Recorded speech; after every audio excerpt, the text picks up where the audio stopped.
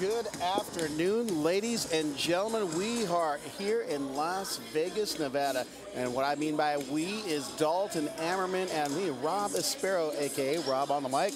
We're here for our NVA Pro Volleyball Showcase gold medal match. It's hard to believe we've gone through 3 days of intense battling here, right down the street from the MGM Grand in the Student Recreation and Wellness Center here on the campus of UNLV. Let's say hi to Dalton Ammerman, who's been calling color for me for the last 3 days. It's been an awesome experience. Well, I'll tell you what, Rob, it doesn't matter where you're at in the nation, you're not going to find a higher level of volleyball right now on the men's side of the game. A lot of these teams bringing in players with either former national team experience, former Olympians, and former professional European volleyball players as well, such as standout Marcus Nielsen, the big Swedish star playing on Lloyd Ball's team, Team Pineapple from Indiana. But here we are in the final match, the gold medal match against Academy United from Golden State, playing against Blizzard from SoCal, Lake Forest, California. This should be quite the battle. That's right, it is. Dalton Ammerman. Teams are lined up at courtside for the pre-match presentation and introductions by MC host and PA guy Mark Sherman, who's been rocking the mic along with McKay Smith all weekend. And we're ready here to close it out and go big time. Ladies and gentlemen, we've got the presentation of the colors of Blizzard as well as Academy United. We're going to stand and recognize our flag of the United States of America for the national anthem. So we're going to be on pause for a few moments, but please do enjoy the national anthem. You'll be hearing through the speaker. With the playing of our national anthem.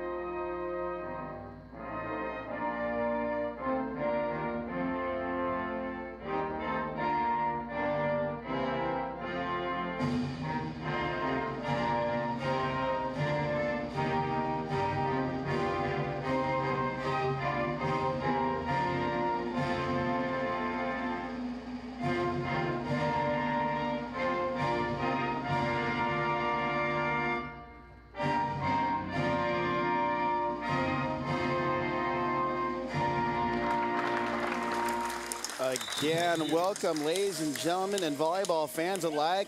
This is what we've all come for, seeing professional volleyball here in the US of A.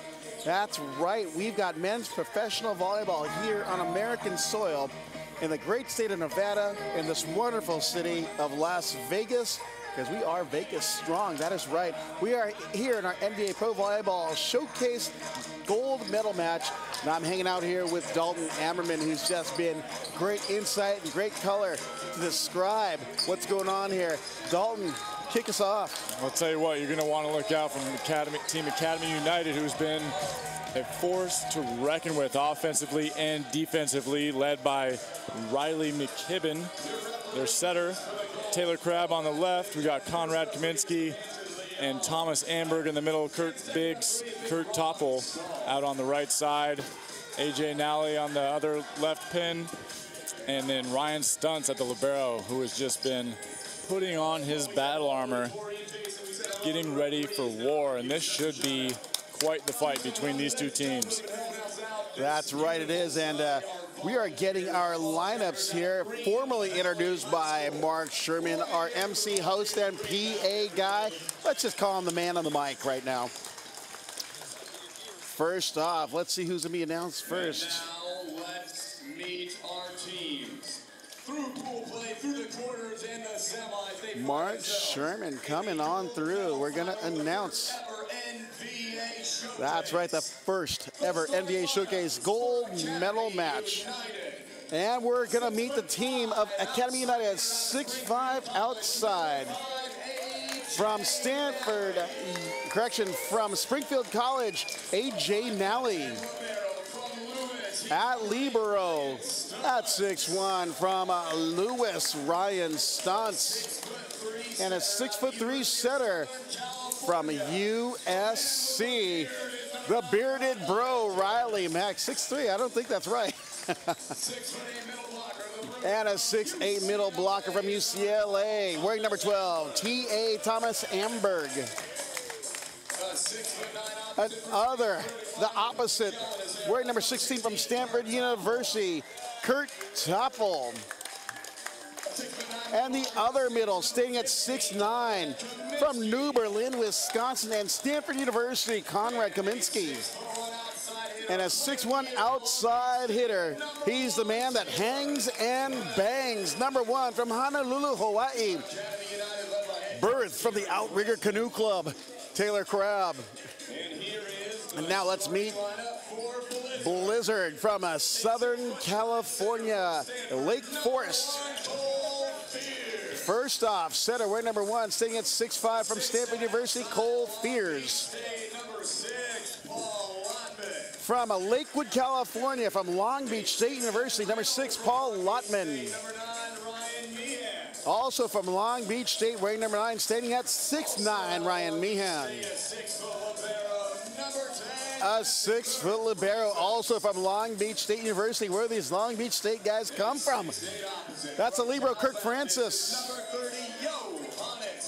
And their opposite hitter, standing at 6'5", Johannes Brink, wearing number 30. And from Hawaii, number 43, Scotty Hartley. Played at University of Hawaii. And last but not least, 6'8" middle blocker from Fountain Valley, California, and BYU. That would be Russ Holmes. Coaching staff for Academy United are Gary Resnick and Jeremy Wagner, while the coaching staff for Blizzard are John Shea and Vincent Rodriguez. Dalton Airman, what are we going to expect here in our gold medal matchup? Well, we got 2 big medals coming from Blizzard. Ryan Meehan from Long Beach State and Russell Holmes, former national team player who has played for many years overseas in Europe, as well as Ryan Meehan. The Blizzard team can stay in system, expect a lot of balls to be thrown into the middle there. But also, we've had some recent misconnections with Paul Lottman and the setter Fears. I wonder if we'll see a little bit better connection with him tonight. Then they also have Scott, Show Me the Money, Hartley, coming in last night with some serious serves, bringing Blizzard back to life, getting that 4-set win over Team Pineapple. Nothing but good ball going to be played here tonight. That's right. Also Scott, Show Me the Money, Hartley. That is good. I like that. Also from Team Academy United, the Hawaiian Connection, Riley McKibben and Taylor Crabb have been on absolute fire this entire tournament. Like putting on a clinic. 808. 808 Connection. Putting on a clinic on defense and offense. Look to see Riley set Taylor quite a bit in this finals match. Riley said it himself. He goes, I want to look good. I'm setting Taylor. First serve into the net. First point going to Academy United. Taylor Crabb going back to serve for Academy United. Got some Blizzard fans online watching. Taylor Crabb with a serve. Good pass by Lottman. Fears sets the middle to Meehan. McKibben goes backside to Toppel. He's rejected by Hartley. Goes over the net. Meehan with the pickup. Brink tips it on the pickup is Stunts. McKibben sets the middle to Kaminsky. He brushes it off the block. That was a long first point there, or second point for Volleyball Academy, or Academy United, sorry. I think that's just the start to show how long this match is really going to go. I believe if it's anything less than 5 sets, we will all be surprised. Great serve by Taylor Crabb. Johannes Brink. Oh, A.J. Nally. Oh, with a little hush on the turnaround. Adding a little color of his own. AJ Nally making a nice move all the way out to the pin and shutting down that line for Johannes Brink. There's a little pain on that block there. Crab with a great jump serve pass by Hartley, going up and over and down, courtesy of Konrad Kaminski. Konrad Kaminski, the player of the match actually a couple matches ago now. But great block up top, waiting for that overpass as he clamps down as Crab serves again for Academy United. Hartley with a good pass. Outside, back to Hartley. Hartley rolls it by the block. Look at that scrap, and it's AJ Nally. Riley McKibben with the save. Topple off the block. Francis with a hand dig. Fears sets back to Brink. Brink goes, and he's dug one-handed by Crab. Bumps that save up and over, but out of play. Great attempt by McKibben. I don't know, the video I took says it was still inside the antenna. Yeah, that one was kind of close. It's about as close as it's going to get, but Riley McKibben just kind of runs out of real estate running that ball down. I can do a video replay on my iPhone. Rob on the mic, Hawkeye. Rabbi. Not ribeye, Rabbi. Man, some serving problems for Blizzard early on. 5 serving to 1. When did Academy United jump that big a lead? Amber to the front row. Kaminski will serve. That's Konrad Kaminski serving for Academy. Good pass by Lotman, right side attack by Brink. Wow, they've got Brink figured out at that outside between Nally and Amberg. Yeah, that set dying inside. Johannes Brink gets there, but AJ Nally is able to stop short, and then Amberg closes that block, leaving Johannes nowhere to go. Kaminski float serves it long, and Blizzard thankful for the little break in service, because Kaminski in the semifinal was having some difficulty with his serving. He'd served a lot of balls into the net, whereas this one he's nailed a couple, and they're good to go. AJ Nally with a great pass to McKibben. McKibben to Topple, picking up Amberg. McKibben back to Amberg, and he just goes on the assault in the middle. 7 serving a 2 as Topple goes back to serve for Academy United. Look at that ball, just muscling it through the net. Amberg doing a real nice job at covering, then getting off the net, ready for that gap set. Just away from Russ Holmes. Topple back to serve for Academy. Jump serve, another serve goes long. Early match jitters, would you say, Dalton? Yeah, possibly. There's been quite a few matches where it's taken a little while for the teams to get started going, and this is a pretty big match with a big person, a lot on the line here, so maybe it'll take the teams a little bit longer to get the ball going. Hartley with a tough serve, banging out of the back goes Kurt Topple. Fears back to Johannes Brink, and it goes into the net. And Johannes Brink is probably hitting in the negative right now. We have our first technical timeout with Academy United leading 8-3 here in set number 1. Talk to me, what's going on out there, Dalton? Well, Johannes Brink has been a really big threat offensively for the Blizzard team, but not off to a great start. Has 1 kill and a couple errors. So if they want to stay in this match, they're going to need to get him going a little bit. Also, hopefully Academy doesn't start heating up their serve, or else they're going to run into some serious problems in serve receive for Blizzard. Yeah, there's some good play going on. Just there happens to be a bunch of unforced errors.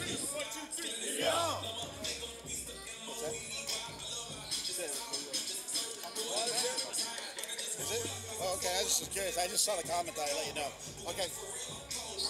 Yeah, that was a good of our first technical timeout. We're trying to get some technical issues fixed here. But Academy United leads 8-3 here in set number 1.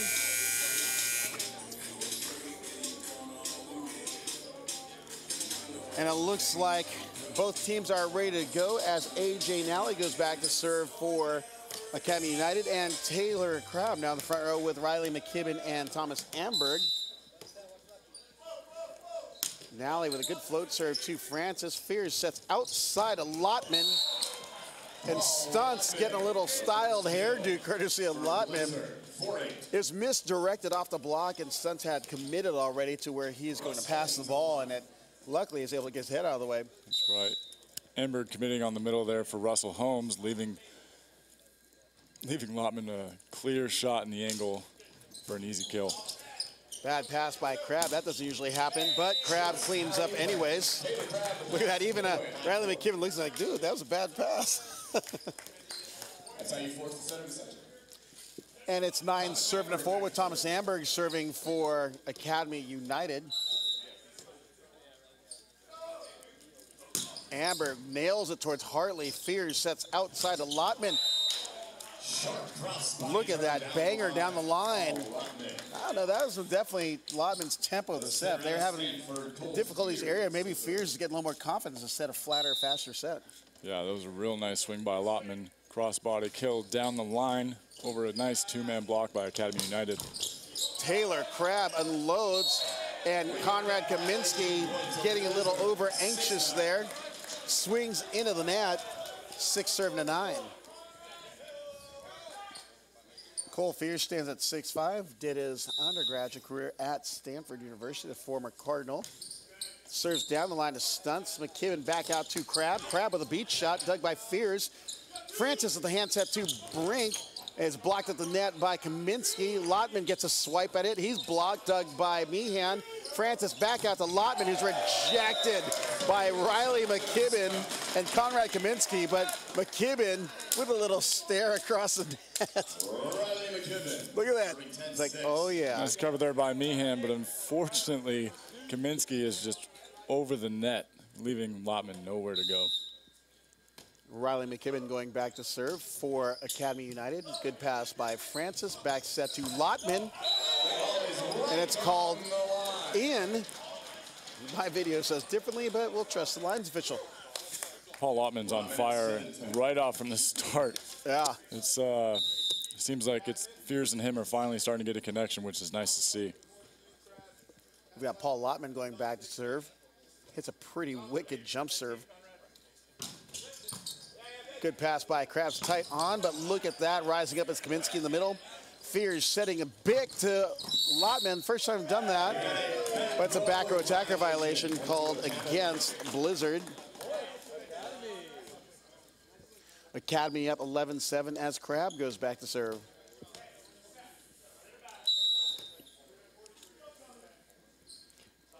Crabb with a good toss outside, pass by Hartley. Middle attack by Meehan is dug, but it goes into the standard and dead on the floor as it ricochets straight down like a second attacker that jumped as high as the ceiling. Yeah, the ceilings are not too high in this venue, so it forces the players to have to react to a ball that's dug high into the rafters. We got some Russ Holmes fans and someone cheering on Scott Hartley as Johannes Brinks takes down the overpass. 9-11.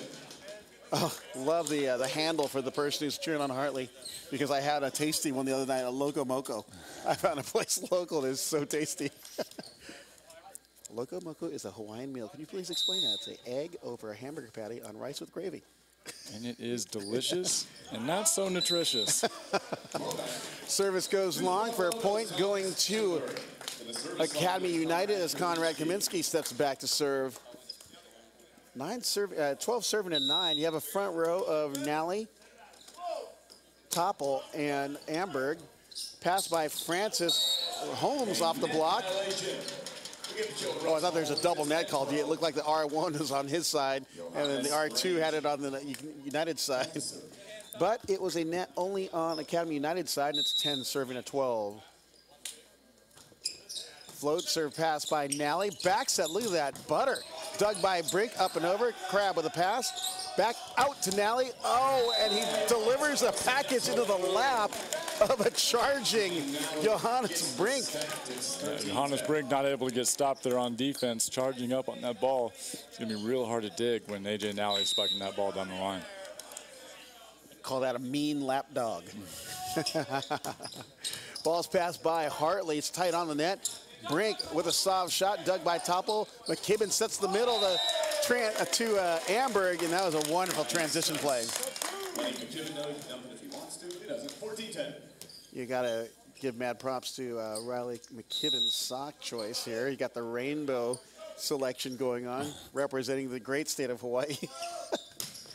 Jump serve pass by Francis, middle to Holmes as he ricochets it off of Crabb. Ball looked like it was sailing out, but maybe Amber got a touch on it, and so Taylor had to stick his arm out, but we're not too sure. There we go. Scott Hartley going back to serve. Hartley stands at 6'5" from Encinitas, California. Played at University of Hawaii. Jump serve into the net. 15-11, 1 point to the media. Back to serve will be AJ. 15 serving 11. AJ Nally going back to serve. Nally from Rochester, New York. Played at Springfield College, a D3 powerhouse school. Fierce sets outside to Lotman. Soft tip. Pokey by Topple, saved as it free-balled over by Stunts. Lotman gets another windup, and he hits it off of Topple down the line. That would be my worst nightmare, seeing no block and Paul Lotman going up in front of me. Paul Lotman bringing some serious heat, and Kurt Topple not able to get his hands up fast enough and ends up getting hit in the face right there. I already had a bloody nose today in the semifinal match. That's not very nice of Paul. Float serve goes to Stunts. McKibben sets high out to Crab. Up, and away. We got a net violation called against one of the Blizzard players as we head into our second technical timeout with Academy United leading 16-12. What you got going on there, Dalton? You see any trends, any tendencies? You know, it's kind of been a same story all weekend with this Academy United team. They just offensively have had a hard time being stopped. Check out the gold medal trophy for the winning team here, for the champions of the first annual NVA National Volleyball League Showcase. That is a beauty. Going back to Team Academy United, Riley McKibben has just been doing such a good job at spreading the ball around to all of his offensive hitters, leaving every team that they've played against having a hard time trying to shut them down. The good thing about this team is they have such good ball control. They're in system so many times that Riley McKibben can just dish the ball out to wherever he wants and find a lot of success. I want to address a comment by, is it if it's Shaman or Seaman, but yeah, it is kind of quiet in here. We got the trophy back up on the screen again. It's a beautiful trophy. Yeah, that's the real deal here. They're playing for something here. Won that trophy to the prize money, but that trophy is a great award for whoever wins that gold medal match. They get to sport that in their trophy cabinet of the home club of where they're at. Yeah, it was a little quiet, but you know what, just like the teams here, they're getting a feel for the action here, which has been the trend for this entire afternoon. The first couple points, it's super quiet, and then they get into it as we get deeper into the match. As Thomas Amberg goes back to serve, it's Lotman with a pass. Look at that, Fierce right back out to Lotman, hits it off the outside block. Oh, Lotman looking for some chatter. He looks across, like who wants to take it here? Paul Lotman is really stepping his game up, hitting over 500% efficiency with 5 kills. Good pass by Stunts on the hand pass. That's Taylor Crabb off the block, picked up by Fierce.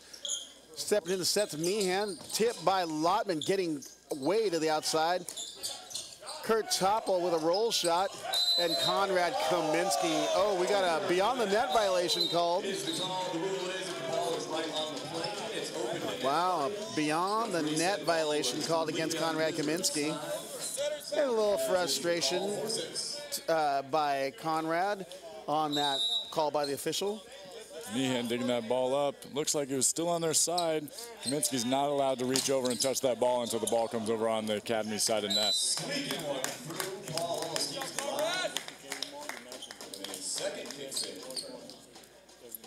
Oh, really?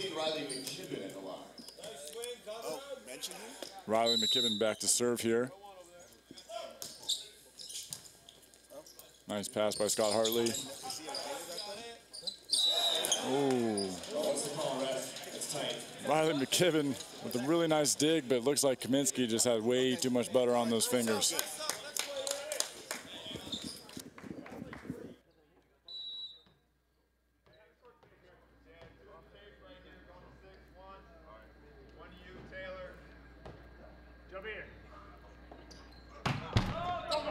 Doesn't quite trickle over. Riley had it covered, though.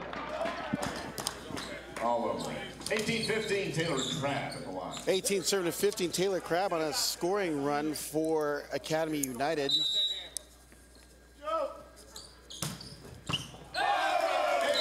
And he gets an ace, dealing from the deck, and it's 19 serving to 15. We got a timeout taken by Blizzard as they're down 4 early on set number 1 in our gold medal matchup in our NVA Professional Volleyball Showcase. See anything of interest on the stat sheet we need to pay attention to, Dalton? Taylor Crabb's got a couple of aces for Team Academy United, and Kaminsky hitting at 500%, along with AJ Nally with 1 kill, hitting at 1,000. Right now, Blizzard having a tough time in the serve receive. They need to step up their ball control in order to be able to run an effective offense. That's Academy United's timeout right there, and they're looking pretty confident here. That's Coach Gary Resnick, who just confidently walks away from the timeout, saying, you know, we're doing our thing. Players are taking court again after the team timeout taken by Blizzard. Academy United going on a pretty solid run right here, and Blizzard trying to just get out of this rotation. Taylor Crabb going back to serve for Academy United. Tough serve. Hartley having a hard time handling it. Hartley gets the ball back. He rolls it off the triple block. Francis digs it. Right side attack by Johannes Brink. And Taylor Crabb usually doesn't have a problem like not digging it up, but apparently that was hit hard enough for him to not get it up. That's right. That's Johannes Brink's first real swing right there of the match. And that's really what Blizzard's been missing from their offense. Hopefully he can keep that going for him.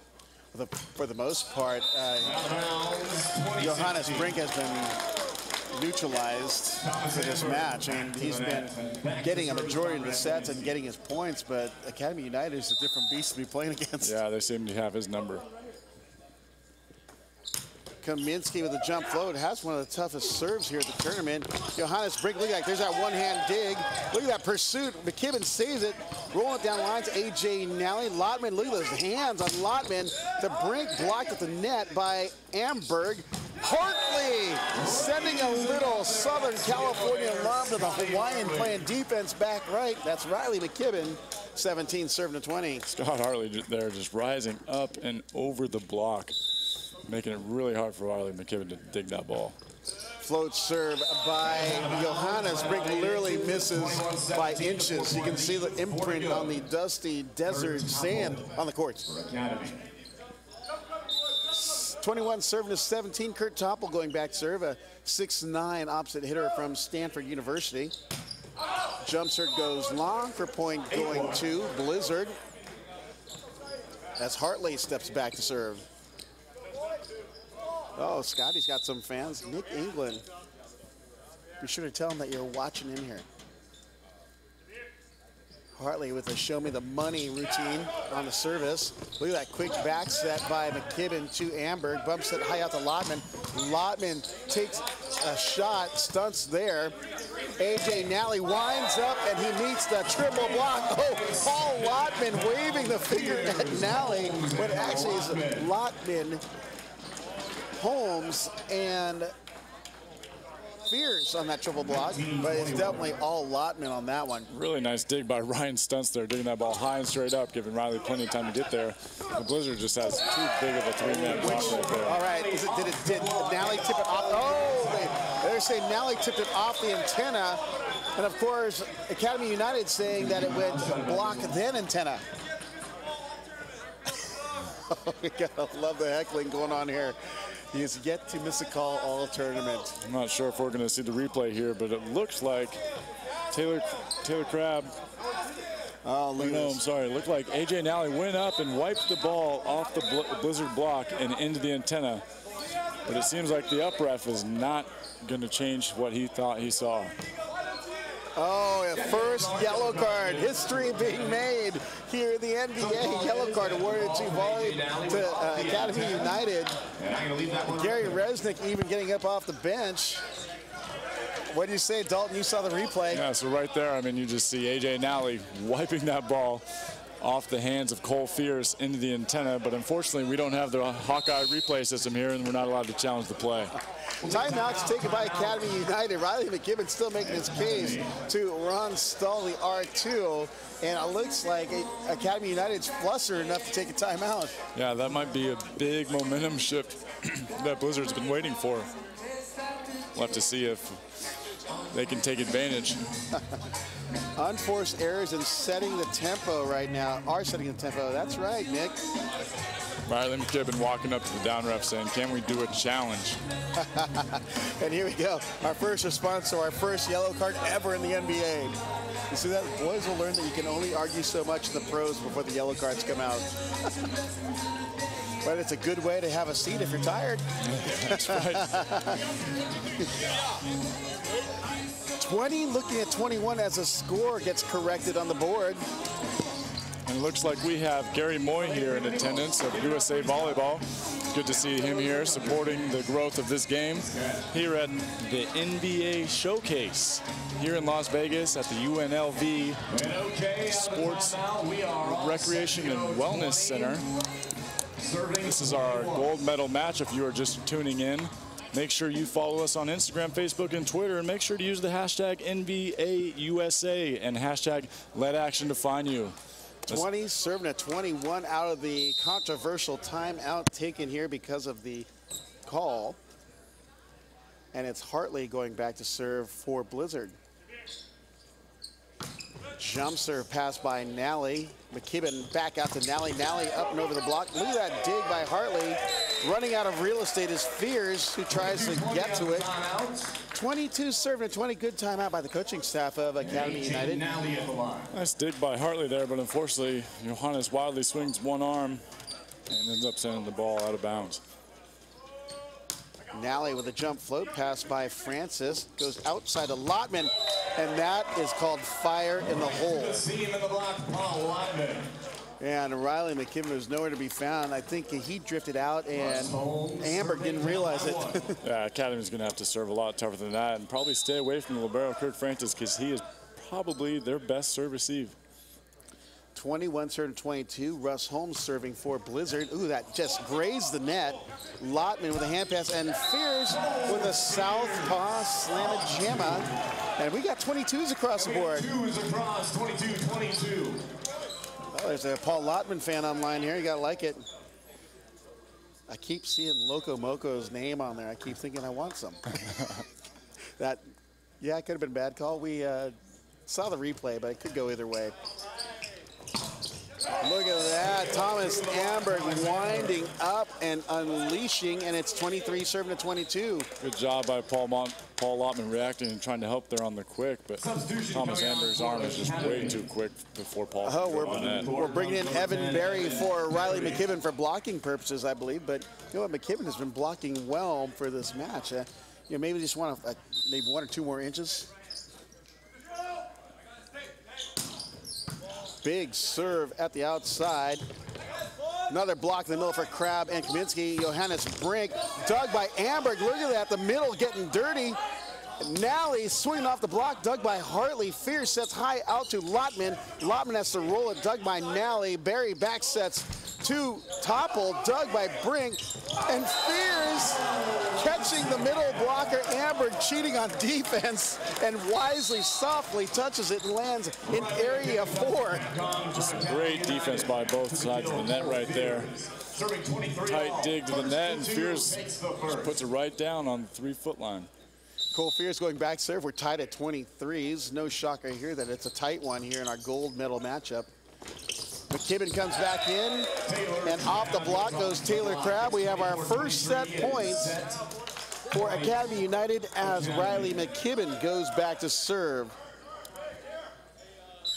Half of the Bearded Bros. Riley McKibben serving it up for Academy United. Float serve to Hartley, set out to Brink. And he drills it down the line, and it's called in. We're tied at 24s. Kirk Topple leaving just enough line to Johannes Brink to slid it right by down the line. Literally threading the needle. Academy trying to get the ball called out, but line judge clearly saw it in. Lotman goes back to serve for Blizzard. Big jumper pass by Stunts. It's tight on the net. Oh, look at that. Scott Hartley hits it off of Riley McKibben, who is flat-footed on defense. Oh, I think you're going to awaken the sleeping beast in McKibben if you do something like that. Oh, we have a reversal of fortune. Set point. Blizzard serving to 24 for the Academy. Just a real strong serve coming from Paul Lottman right there, causing that overpass. And of course, the high flyer Scott Hartley absolutely crushing that ball off McKibben's arms and hitting it out of bounds. You know that Riley's just going, you just wait. It's okay, one of those, you know, someone messes you up. Why don't you just go to bed? That's right. Blizzard with the chance to steal the first set here. The guy that they want back there, Paul Lottman. Let's see if he can send off another bomb. Loco Moco, yes, everybody's warmed up now. And yes, Nick England, Scott does get up because he was he one of the players of the matches already? I believe he was, because he's been banging. And he's got a wicked jump serve, too, with his money. Show me the money routine. Lottman back to serve for set point, serving at 24. Good pass by Nally. McKibben high out to Topple. Topple sending fire in the hole. That was 6'9" versus 6'9" and 6'9". Yeah, that set died inside just a little bit. Kurt is able to get there. Unfortunately, Johannes Brink blows by him a little bit, leaving a seam between him and Ryan Meehan. Battle of the Giants at that left pin. Wow, Taylor Crabb serving in that. Don't see that happen too often. And it is set point number 2, serving at 25. Meehan back to serve here. He's got a pretty good hybrid serve. See if Academy can fight it off here. Meehan, oh, he goes with spin, and he aces Taylor Crabb for the win. And Blizzard goes up on Academy United 1-0 after narrowly taking the first set 27-25. Dalton Ammerman, thoughts after one set of play? I mean, what a battle. Academy United with a strong start off in that first set. And then Blizzard fighting back. It just shows you what kind of a battle we're in here today. Just some great volleyball going on right now, Robert. Oh, for sure, for sure. I mean, yeah, this was the matchup. You know, David Lee alluded to it in the interview earlier. He's like, you know, we're looking for Pineapple, but these Academy United guys have kind of come up out of the dark, and we definitely want to take this one. That's just the competitor in them all. There we go. We got the NVA gold medal trophy. That's going to be awarded to our winning team here at this match between Blizzard and Academy United. And, you know, we got a few of you fans listening in and watching in, and I am excited to share with you guys. Joining us here on our broadcast, taking over color commentary, will be none other than 4-time Olympian and 2008 gold medalist, setter, and the magic man, Loy Ball. How you doing, brother? Oh, I'm doing all right. It's always good to see you. You've been so fun to watch play this entire tournament. I know you would have rather won, but you guys had a great match, a great weekend of playing. And seeing your team, it's just awesome to see you playing with the talent you had. Marcus coming down, absolutely, pulling the ace out of your sleeve like a good Vegas dealer. I got some connections, you know, all those 16 years overseas, I kept some of those cell numbers. And so when we lost Jeff Patak this year to injury, I wanted to make sure we had a powerful opposite, and so getting Marcus was a huge pickup for us. Yeah. Hey, let's talk about this upcoming NBA 2018 season. We got the graphic up on the board, but what's going to be happening from here on out after the showcase? Well, here's what's exciting. You know, this is not a one-stop deal here. I mean, this is just an amazing place. Obviously, Las Vegas to have this first ever NVA showcase, but it doesn't stop there, Robert, right? After the first of the year, we have all these things planned to continue this Pro League. Yeah. This is going to be an absolute Pro League. As you see, the last weekend of January, hosted by Academy. We're going to have an event at the Ball Sports Academy, which will be finished up, actually completion here in the next couple of weeks. We'll have one in the first weekend of February. Wow. So we'll have these series of 3 events on the West Coast, Midwest, East Coast, which will culminate into a finals in May, hopefully out in Long Beach. And so all these teams will play against each other. They'll travel back and forth. They'll accumulate points for seeding. And then you'll see more amazing volleyball like you've seen here in Las Vegas in May to finalize the first ever first-year Pro League, the NVA. Oh, that is awesome news for a lot of of people are wanting to see this thing come to fruition because, you know, the comments feed is going off right now on our live feed for YouTube. And, you know, I've been sharing with people that there is a plan. There is support.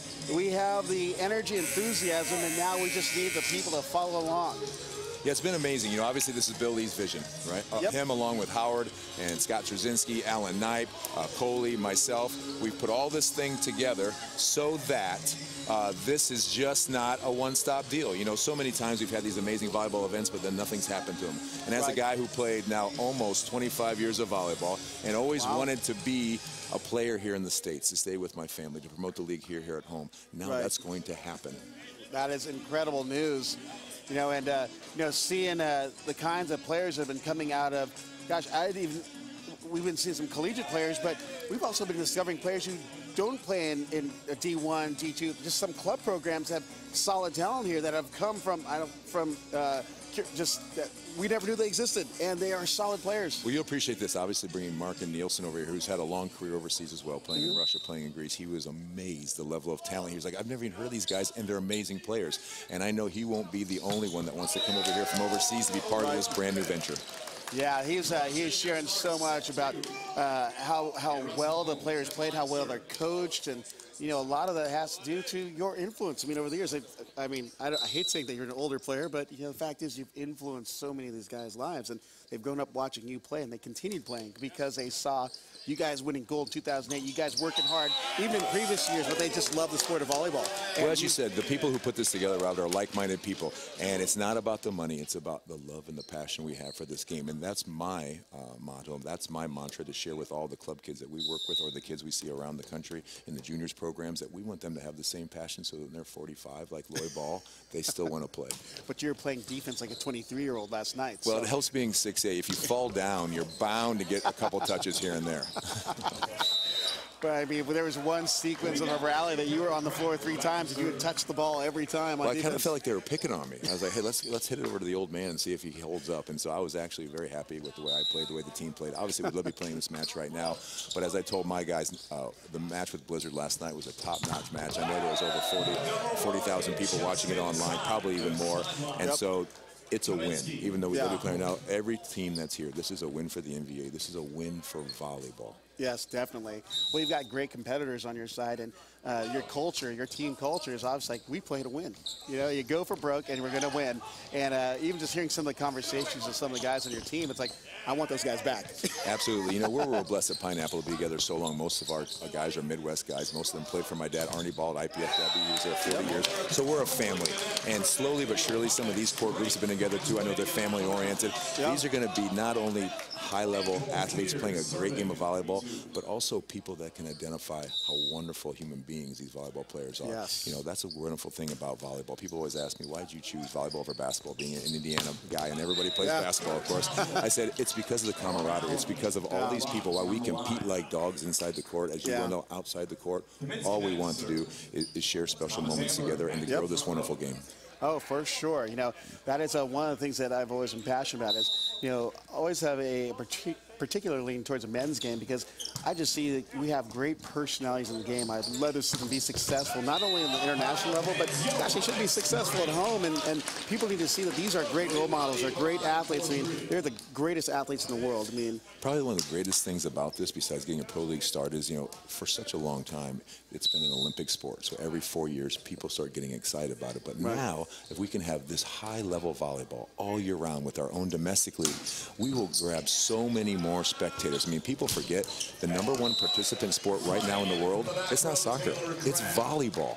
And so if more people here, and I know in America we're a football, we're a basketball, we're a baseball, I get all that. And a lot of times the parents probably don't lean their kids towards volleyball because they didn't play it growing up. But now, when they can see high-level volleyball with a wonderful production, as we've done here at the NVA, on live stream, on TV, we're going to get more kids to play and more kids understand how special this sport really is. Right. Well, one of the questions that has come about online and in discussions and chat boards and so forth is, you know, they're concerned that this is another one and done deal for an attempt at a pro league. And what would you tell that person? I can tell you that we have spent countless hours and months putting this together, and we have a longevity plan. We have the financial backing to make it happen. And obviously, as you see, we got a lot of guys who want to come here and play. The floodgates are now open. I know the next 3 events will be amazing. And if you thought this was good, wait till you see the finals in May. I mean, I'm sure there'll be some pieces added to some teams now that the competition sees how tough it is. And so I wouldn't be surprised if I get my old buddy Jiba in Brazil a call, see if I can't get him up here as well. You're going to pull some real big aces out there. Whatever it takes to win, you know me. Hey, just remember, there's only 4 aces in the deck. You know what I'm saying?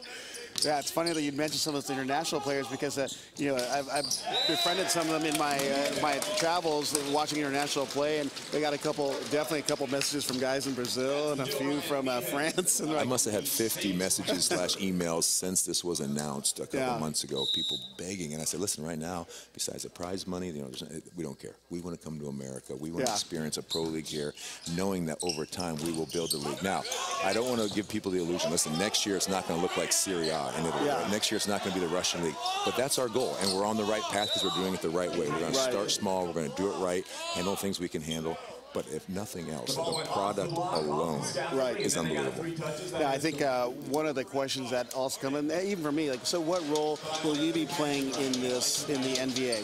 So I'm part of the board, along with Alan and Scott and some other people. And so while, of course, having a team that has some branding recognition because of Pineapple, but of course of my name, it's important to try to get, you know, those investors and those people to understand that there are important people. There are people with name in volleyball who are going to make this happen. And because we're so passionate about it, you know, we can't fail. Absolutely. You know, I want all my club kids, and we have about 300, to one day aspire to play in the NVA for Team Pineapple, just like the Blizzard wants them to play for the Blizzard one day in the NVA. That's when we know we'll be a top to bottom league, meaning we have great talent filtering it down, but we also have a bottom to top where we have all these young people in these clubs who are affiliated with the NVA teams to grow up and aspire to be the next Lloyd Ball. Yeah, that is incredible information, and people are loving hearing what you're saying. You know, they're always going to be kind of cynical, but the fact of the matter is they have this desire to see men's volleyball succeed. And a lot of it is, you know, just, you know, the seeds are planted back to when you, in 2000 and before then with your the teams you played on, and just the influence you've had on the game, even through college. Because I remember getting my volleyball magazine back in the day, you on the cover, I'm like, dude, that guy's cool. Who's that Fab 50 guy from Indiana? What the heck is going on with that? He's got a cool tat. Well, it's an exciting time for volleyball. You know, and the women's game is at an all-time high. The NCAA championship obviously going on and doing an amazing job. You think about what's happening. I'm also on the board along with John Sprout, some other people with Moto MVB. We've already got 11 new men's programs started to be funded. So that's going to create more players. And now what's the next step? After we get more college teams, where are they going to go? They're going to come here to the NVA and be part of this. Well, what's even scary is, so word has gotten out even just nationally, and there are guys in college going, wait, there's a pro league we can go into now? So it's now the seed's been planted, and they have 2, 3 more years, 4 more years to go in college, like, oh, I'm going to go right into the NBA. Absolutely. And, you know, not everyone, I realize I'm very blessed, Robert. I got to go play the national team at a young level, but that doesn't happen for all these guys, right? And so many wonderful players after the collegiate careers have nowhere to go. It's hard to get overseas if you don't have name recognition from the national team. And so this could be a stepping stone for that. Play here for a year or two. All of a sudden, okay, if you want to maybe make more money and go to Russia, wonderful. Or maybe you develop your game enough where you get another shot at the Olympic team. Because in the end, no matter what these guys say about a pro league, everybody wants to be on that medal stand. Hearing that national anthem, tears coming down your face. And in my case, I was blessed enough to have one of the best champions in the world, Bob Stavertlich, put that gold medal around my neck. Wow, that is incredible. Paul Lottman delivering, actually, is that Hartley, and then he's rotating back. I should pay attention to some of the play here, huh? Yeah, I'll tell you what, this Hartley kid is unbelievable. You know, we played really well last night. We were up at every technical timeout until this young cat came back here, and he was absolutely dialing gas, just like that right there. I mean, that's a weapon. He went on a 6-point run that really solidified their win against us last night.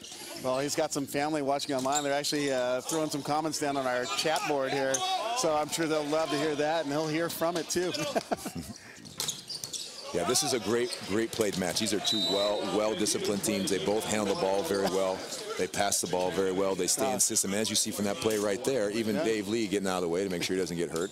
You know, they run down balls. There were some amazing plays last night. Some amazing plays today. A foot, you know, especially with the little lower ceiling, the ball's ricocheting. But guys are giving up their bodies to try to win this first ever NVA championship. Right, right. Paul Lottman with a soft touch there, sneaking in by. We are at the 9-9 here. It's amazing. I got carried away here talking. We should probably talk more about the game. Oh, we'll go back and forth. You know, we'll at the next technical timeout, we'll ask those questions. Awesome. But so far, what are you seeing as far as tendencies of play and strategies on both sides? You know, I think it's an interesting dynamic. The Blizzard team has a younger setter, and so this is probably one of his biggest matches right here. Yeah. Luckily, supported by a ton of veterans. You know, obviously with Ryan Meehan, who's been around a lot, D. Lee, Russell Holmes in the middle, who not only can offensively be dominating, but they also have such great footwork laterally. They close a lot of balls. Yeah. And then, of course, the addition of Paul Lottman. Listen, the experienced guy, doesn't make a lot of mistakes, and this young Hartley kid, I mean, unbelievable. A strong opposite. It's a well-formed team. But the team they're playing against also, who we lost to in 4, passes the ball, stays in system. They got a big opposite in Kurt Topple. And obviously the additions of 2 beach guys, their ball control is amazing. I was commenting the other day, you know, the Crab, I'm going to call him a kid because I'm old, but the Crab kid does some things you don't see indoor a lot. And so it takes people a little while to kind of figure it out. So this is going to be an awesome match. Well, like you, he was a ABCA All-American, you know, and who would have thought us? Well, they sometimes say 6'1", you know, but well, he's an amazing athlete. He reminds me a lot of Reed Pretty. You know, he's we call him quick twitch. I mean, he gets the ball in a hurry. Obviously, everybody talks about his vertical, which is great, but his court vision. And and I didn't grow up a beach guy. You know, we don't have a lot of those in Indiana. But I'm going to assume that his vision out here, it's amazing because when you grow up playing in the beach, you have to see hands, see the court. I tell you what, some guys swing high and hard and just hope and pray. He has a plan on every swing. Big serve by Lottman from the service line. Back set to Topple. Look at that block. There's your kid right there, Scotty Hartley. Unbelievable. You know, so many kids can jump and be strong, but his technical game is also very solid. I mean, I was last night, he hit one down the line on me that about killed Marcus Nielsen. Kind of reminded me of when Murillo did it to me in 08. The kid is good.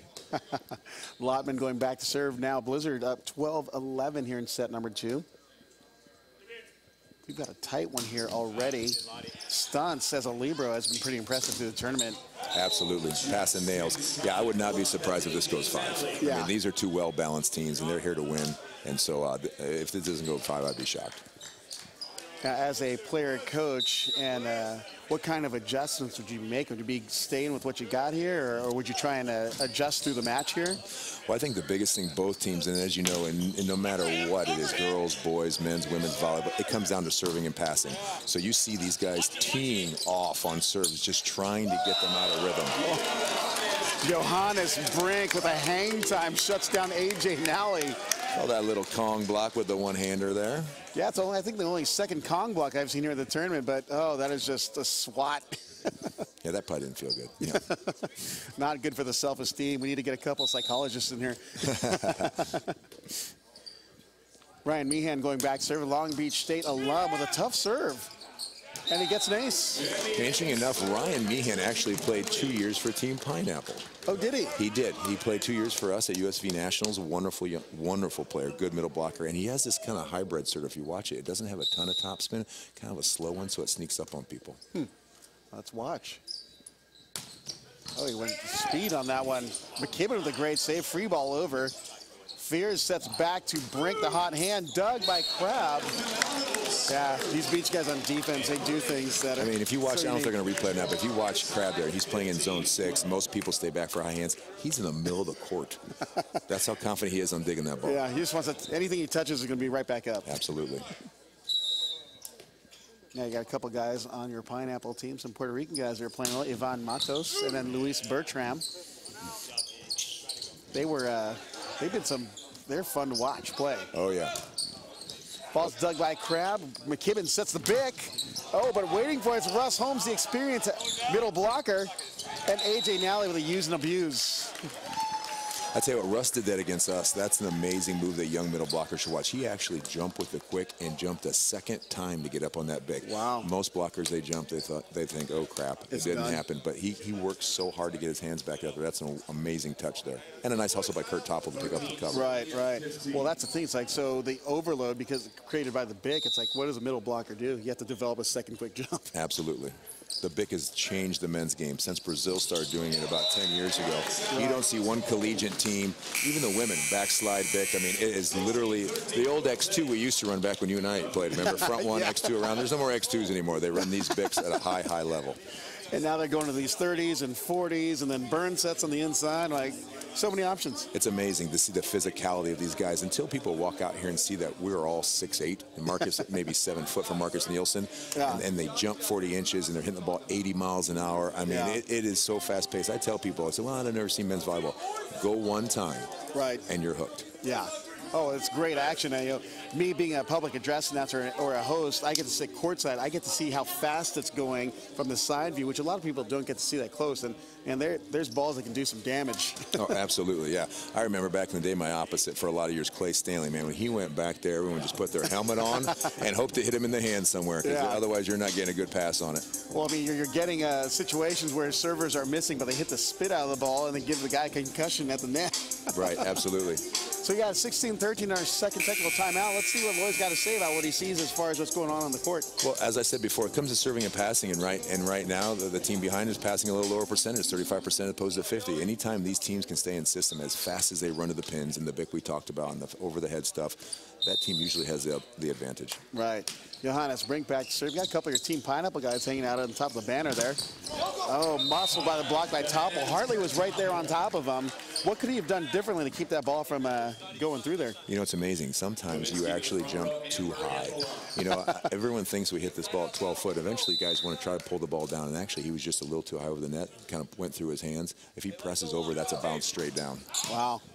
Excellent advice from coach, player, Lloyd Ball, and just international volleyball stud. Amazing. Hartley must have been dialing into the broadcast here, because he did exactly what you said. Yeah, if he can continue to develop that part of his game, because obviously he's got the gas, he's got the heat on the left side, but if he can add a little bit of those roll shots, because as you saw, Kurt Topple's back there ready to put his helmet on and dig that ball, that roll shot falls down because you're so locked in. Yeah. Hartley stepping back to serve, stands at 6'5", played at University of Hawaii, a former Rainbow Warrior with a wicked serve. Crazy. Oh. I think the French would say touche on that roll shot. Yeah, I think that's, if you got one, I got one too. Yeah, would you say that the Blizzard defenders are playing defense on their heels on that one? A little bit. Well, that's another thing. Crab is so smart. He's had a couple high hand shots, so they're staying deep to run balls down, and he throws in one of those. Float serve by McKibben. Russ Holmes. Oh, looks like it's down and in, but someone called touch. I think that was OT, as we call, over the top. Yeah. 18-15 Blizzard. They take the set. They're going to be up 2-0. I think Academy United's got to take this one for the equalizer. I agree. I actually picked Blizzard to win this match. Oh, look at that. Calling it early. Wow. And I don't have a favorite. I just think as a team, the pieces they have are just a little bit more. And listen, and McKibben and Crab have been awesome. Yeah. But in the end, if you haven't practiced a whole lot with your team in big moments like that, sometimes the connection's not quite right. And I know the Blizzard's such a well-organized club that they've been working hard together to be prepared for this NBA. Yeah. Well, it's 19-15, and looks like Academy United's taking a timeout. And, you know, this is the thing. Like, Academy United, throughout the rest of the tournament, they haven't really lost. Right. They are really strong, and they find a way. Actually, the way is Taylor Crab.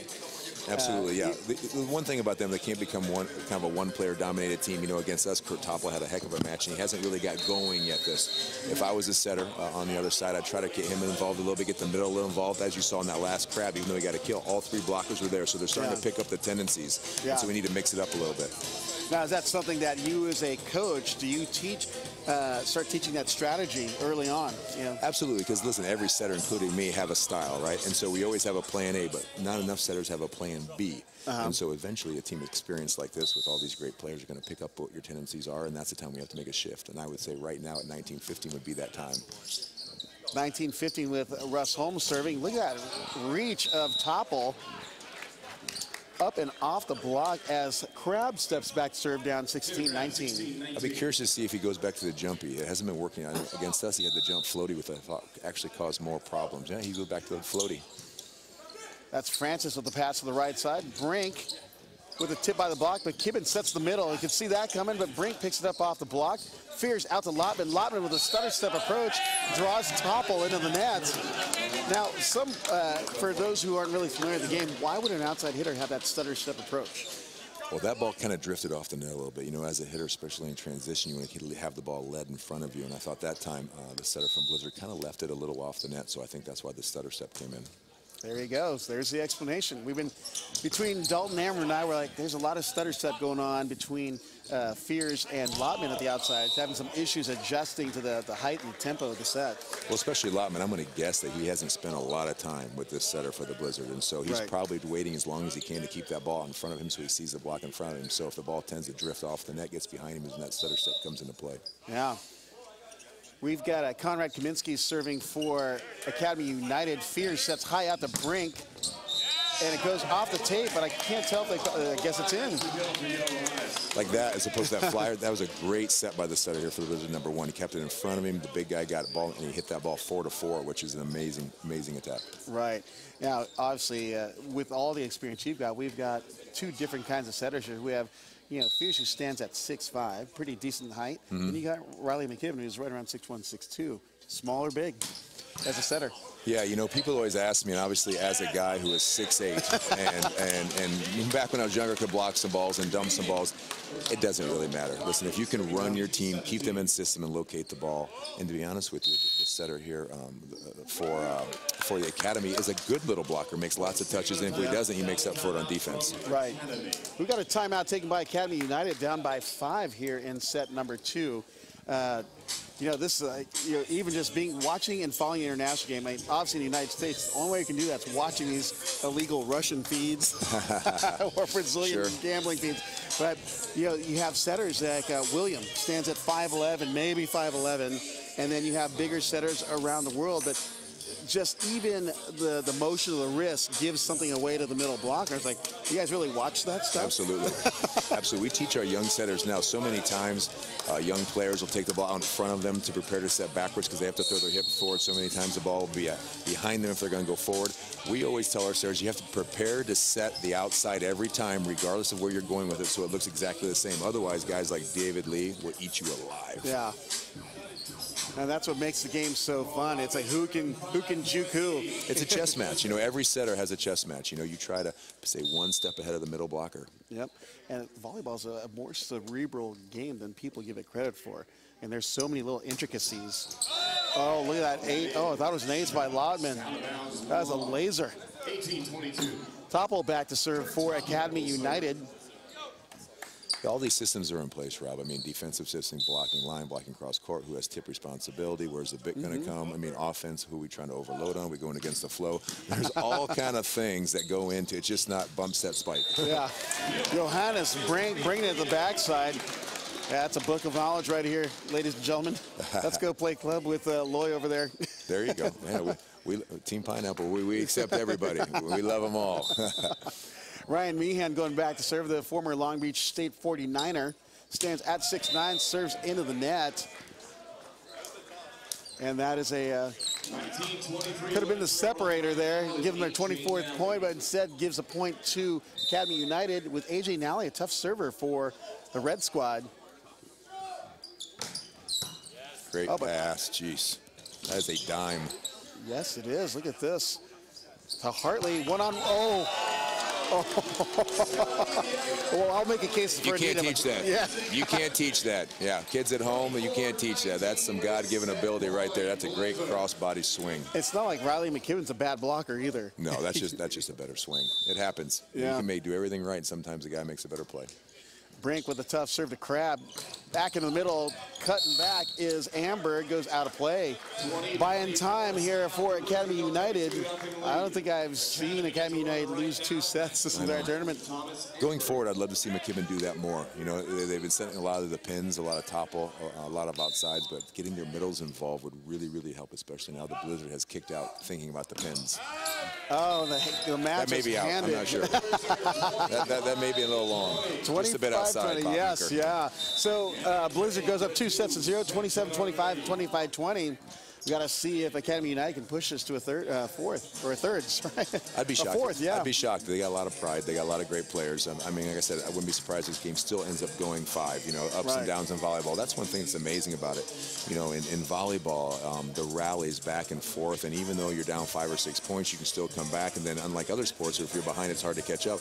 You get to start 0-0 again right now. Yeah, so if they come out strong and make a statement, I think they have a chance to get back in this match. Well, you actually had an experience, so you almost had to go back to 0. You're down 11-0. Yeah, I appreciate the NVA board not making me play 11 extra points. Yeah, at my age, every point is a big toll on the body. So, while we got this break here, I want to ask you more specifically about NVA type of stuff. But you know, as far as like this weekend, what is the takeaway that you have playing here in this tournament? You know, and being with all these guys that obviously are younger than you, but the potential outcome of this weekend. Yeah, I mean, like I said, this is a huge win for the NVA, regardless of who wins. And obviously, everybody wants to be the champion, wants to win that prize money. The fact that it was so well organized, the logistics were amazing. Staying at the MGM Grand, playing at this wonderful facility that the team put together.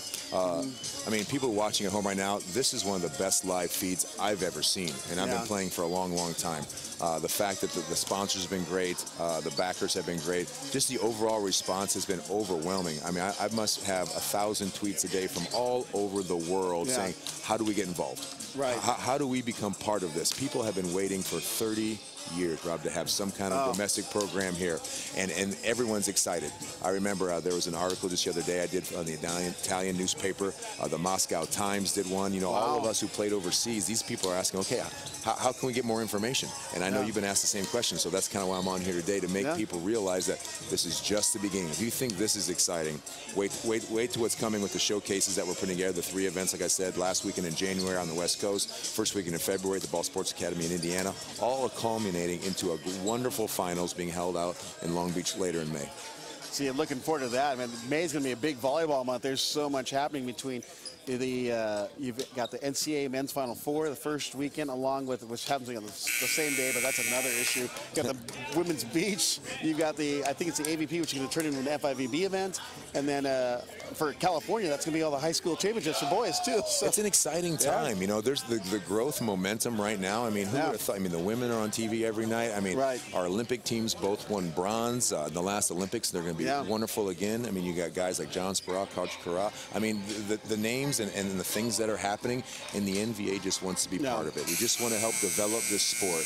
And I know you can tell by the way I talk how much passion I have for it. And it's awesome to hear. I grew up, balloon volleyball at 4, lived in a house with a legendary, Hall of Fame coach. And so it's in our blood, it's in our family. If we can pass that kind of passion onto these young kids, not only teach them the skills, but really teach them to love the game, they're going to cherish it just like you and I do. Yeah. Well, what's amazing is, so in the area from the Midwest and Indiana, just the influence of volleyball.